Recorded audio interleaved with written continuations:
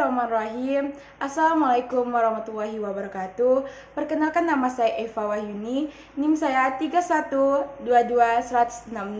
Saya dari kelas B pagi, Fakultas Pendidikan Bahasa dan Seni, Program Studi Pendidikan Bahasa dan Sastra Indonesia. Dadah. Baiklah, di sini saya akan menjelaskan tentang pengertian quantum learning. Quantum learning merupakan gabungan yang sangat seimbang antara permain dan pekerja, antara rangsangan internal dan eksternal.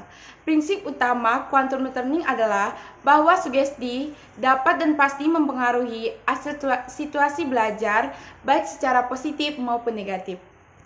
Selanjutnya, saya akan menjelaskan ada beberapa karakteristik quantum learning yang ada dalam setiap pembelajaran yang dapat diterapkan, yaitu pertama, menciptakan suasana yang menggairahkan, yang kedua, perencanaan yang dinamis, yang ketiga, memperdayakan landasan belajar yang kukuh, yang keempat, menataan lingkungan belajar, dan yang terakhir, memperdayakan keterampilan belajar.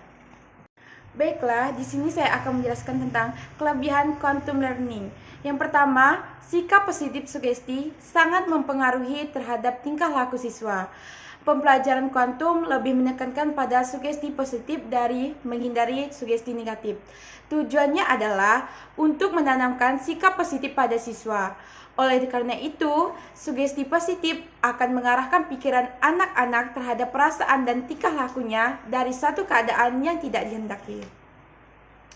Yang kedua adalah motivasi. Motivasi menentukan intensitas usaha anak dalam belajar.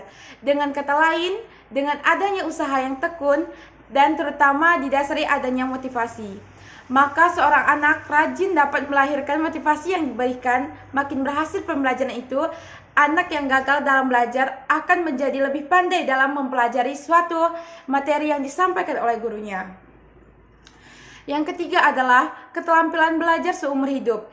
Dengan mempelajari pembelajaran kuantum, seseorang akan mendapatkan teknik atau keterampilan belajar.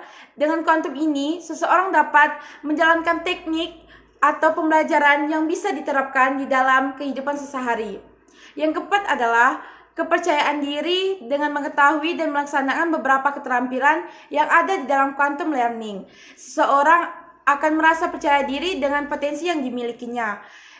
Oleh sebab itu, seseorang menunjukkan arah keberhasilan. Ketika seseorang berhasil, maka ia akan bangga terhadap dirinya sendiri.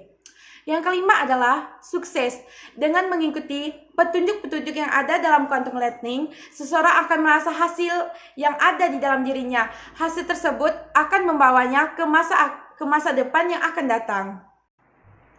Baiklah, di sini saya akan menjelaskan tentang kelemahan quantum learning. Ada 3 macam kelemahan quantum learning. Yang pertama, memerlukan dan menuntut keahlian dan keterampilan guru lebih khusus. Yang kedua, memerlukan proses perancangan dan persiapan pembelajaran yang cukup matang dan terencana dengan cara yang lebih baik.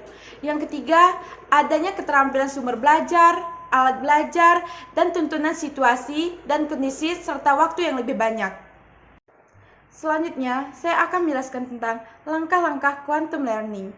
Yang pertama ada tumbuhkan. Tumbuhkan minat belajar siswa dengan memuaskan rasa ingin tahu dalam bentuk apakah manfaatnya. Tumbuhkan suasana yang menyenangkan di hati siswa. Dalam suatu relaksi, tumbuhkan interaksi dengan siswa. Masukkan ke alam pikiran siswa dengan bawalah alam pikiran mereka ke alam pikiran Anda. Yakinkan siswa mengapa harus mempelajari ini dan itu. Belajar adalah suatu kebutuhan siswa, bukan suatu keharusan. Yang kedua adalah alami. Unsur alami akan mendorong hasrat alami otak untuk menjelajah. Ciptakan atau datangkan pengalaman umum yang dapat dimengerti semua siswa. Jangan sampai Anda menggunakan istilah yang asing dan sulit dimengerti oleh siswa. 3. Namai. Setelah siswa melalui pengalaman belajar pada kompetensi dasar tertentu, mereka kita ajak untuk menulis di kertas, menamai apa saja yang telah mereka peroleh, apakah itu informasi, rumus, pemikiran, tempat, dan sebagainya. 4. Demonstrasikan. Setelah siswa mengalami belajar akan sesuatu, beri kesempatan kepada mereka untuk mendemonstrasikan kemampuannya. Karena siswa akan mampu mengingat 90% jika siswa itu mendengar, melihat, dan melakukan. Kelima, ulangi. Rekatkan kesulitan materi itu. Pada ulangi materi tersebut, kita akan menguji siswa apakah mereka paham dengan materi yang kita sampaikan atau tidak. Yang keenam ada rayakan. Perayaan adalah ekspresi dari kelompok seseorang berhasil mengerjakan sesuatu tugas